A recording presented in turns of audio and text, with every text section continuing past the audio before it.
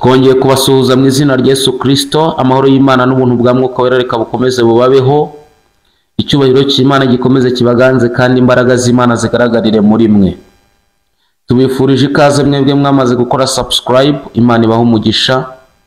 Namwe mutarayikora niwo mwanya wo kuyikora kugira ngo ibiganiro byacu bijye bibageraho mu ba mbere. Ikindi mukore share, mubisangiza abandi kugira ngo bibagereho. Mukande like, mutwereke ko mudukunda kuko natwe turabakunda.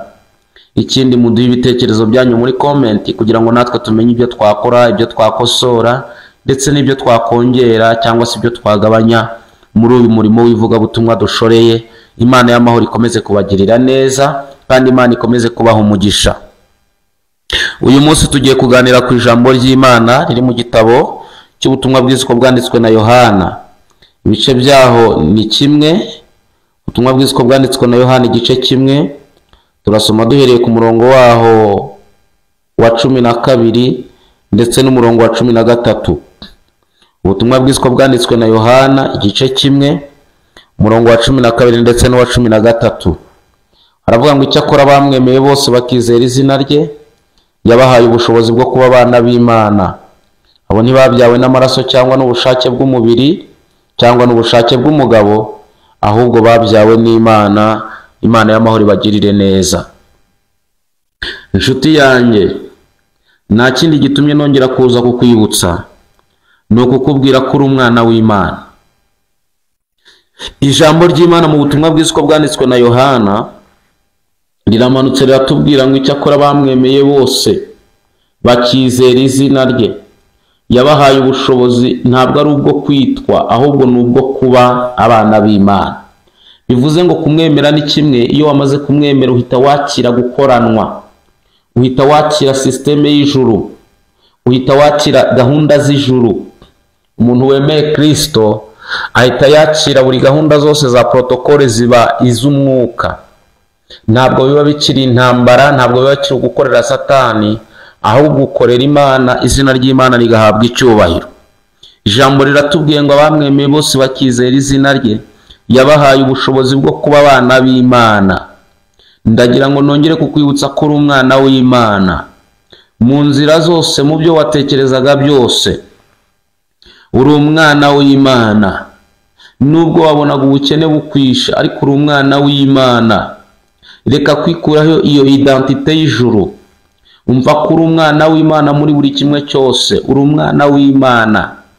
Kandi niyo mpamvu na Yesu, ijambo ry'Imana avuga ngo nicyo cyatumye Yesu yishimira kuvukira muri be, ngo yishimira kugira amaraso nk'ay'umuntu, ngo nk'uko umwana ahuza na se amaraso, ngo kugira ngo Yesu yishimire kuvukira muri bene se benshi.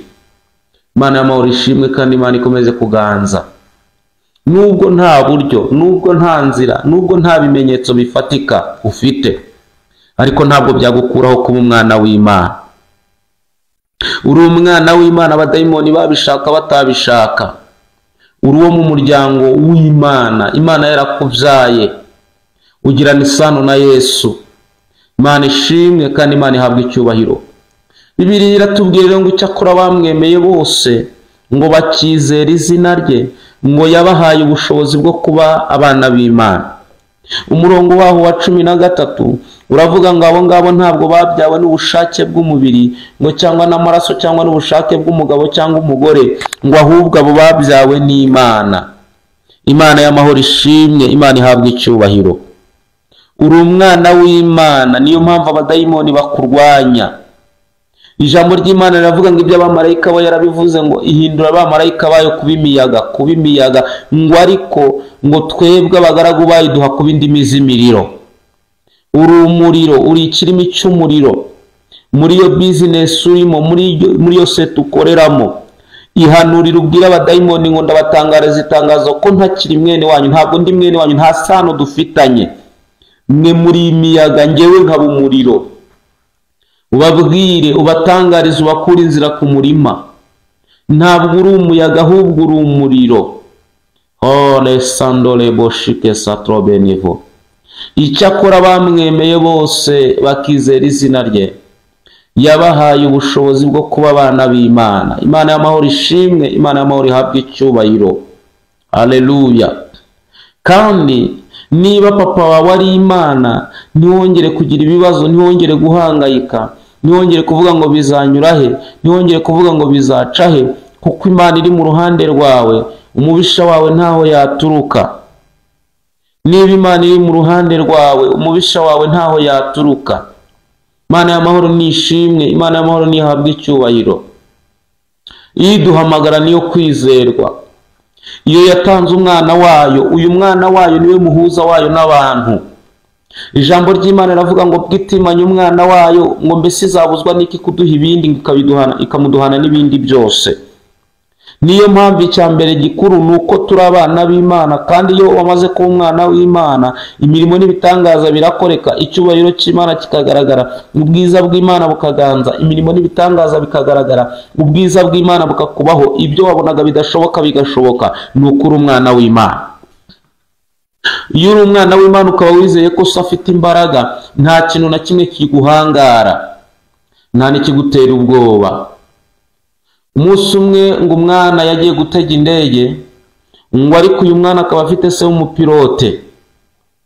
Nuko ngo igihe kigeze rero binjira mu ndege nk'abagenzi, uyu mwana nawe aragenda yicara mu bagenzi, ariko indege itwawe na se. Ngo ise w'uyu mwana yari umuhanga mu gutwara indege. Noneho ngo uyu mwana aragenda ageze mu imbere, aragenda ahita yisinzirira. Aravuga ngo ngewe ndongera gukanguka ngeze iyo ngera, kuko papa wanjye ndamuzi, muziho ubushobozi n'ubutware, muziho imbaraga, muziho gukomera, nta kibazo ndibuze kugirira mu nzira, upfa kuba ari papa wanjye untwaye. Indege ngo barayitangira, igihe cyo guhaguruka kigeze, umugabo aragenda yicara mu mwanya we, atangira indege, arayihagurutsa. Ngo baragenda, ariko bageze mu kirere hejuru, ngo baza guhura n'umuyaga ukomeye, ndetse batangira kugira ibibazo. Abantu bose bari muri iyi ndege baraboroga, bararira. Buri muntu wese asenga Imana ye.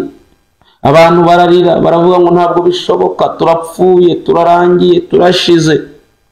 Ngo ariko uyu mwana waho yarari, ngo yari yiryamiye ari gusinzira, ari kugona. Ngo abantu baraboroga, baravuga ngo turapfuye, ko birangiye, biragenda bite? Umupilote nawe niko ari kurwana n'indege, ntako atagize kugira ngo iyi ndege arwane nayo.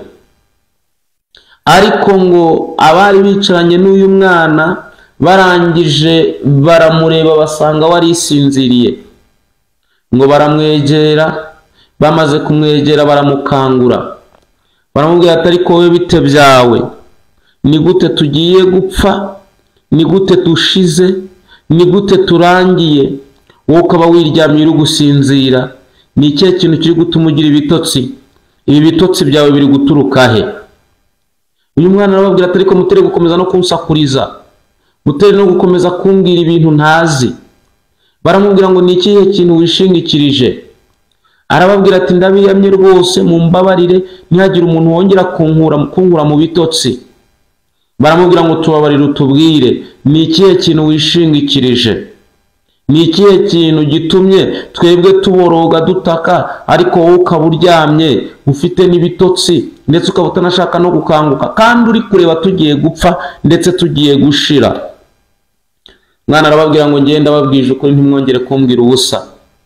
Baramubwira ngo oya, tubwire. Arababaza ati ariko ko mwambujije umutekano, ubundi ninde utwaye indege? Baramubwira ngo ni umugabo, ni so. Baramubwira ngo ni papa wawe uyitwaye. Arababwira ngo okay, ubwo ari papa rero nta kibazo, ahubwo mureke nongere nisinzirire, kuko papa ndabizi iki kirere ntabwo aribwo yagicamo, n'ibindi bibazo muri kubona byari biri kubaho mu ndege araje abikemure, kuko ntabwo aribwo yacamo, ntabwo aribwo bwa mbere aciye muri izi nzira, ntabwo aribwo bwa mbere aciye muri iki kirere. Umwana ngo arakomeza ariryamira, kuko yari yizeye ubushobozi bwa se yuko ari buze guhangana n'ikibazo cyose cyavutse kandi akagikemura. Ndagira ngo nkubwire ngo papa wawe afite ubushobozi n'ubutware. Dawidi yaravuze ngo nzajya ndyama nizigure, ngo kuko Uwiteka Imana anseguye. Haleluya. Nshuti yanjye wonkurikiye muri aka kanya, mbabarira wiyumvemo kuri umwana w'Imana, ntabwo uri mwene runaka, ntabwo ubarizwa kwa runaka. Niyo mpamvu n'abaruzi iyo bagiye kukuroga baratongera ngo tugiye kuroga runaka kwa runaka na se runaka. bya bintu bikaza bikaguhiga, ariko byakugeraho bigasanga warahinduye sitati, wabaye umwana w'Imana.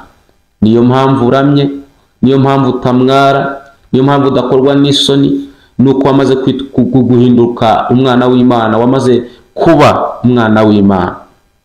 Imana ikugirire neza, Imana ikwambike imbaraga, Imana igukomereza amaboko, kandi ukomeze kumva ko uri umwana w'Imana. Tugiye gusenga Imana.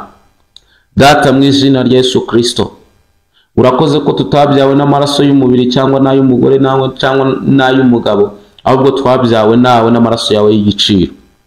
Uyu muntu wari udukurikiye, Mwami Imana yacu, urakoze yuko wongeye kumwibutsa ko ari umwana wawe kandi ko ari wowe umushugurikira kugira ngo abeho. Izina ryawe nirihabwe icyubahiro. Ngaho rero komeza ubagirire neza, buri muntu wese ukomeze kumurwanira kandi umwambike imbaraga, maze Data wa twese amashimwe akomeze kwiyongera ku buzima bwacu, kuko uri mutabura uko abigenza. Ngaho komeza witamure kandi ukomeze kwesha icyubahiro. Byose twizeye ko ubikoze kandi ubikoreye kwibesha mu izina rya Yesu. Amen. Imana ibaha umugisha, imbaraga n'amavuta. Uri umwana w'Imana. Shalom, shalom.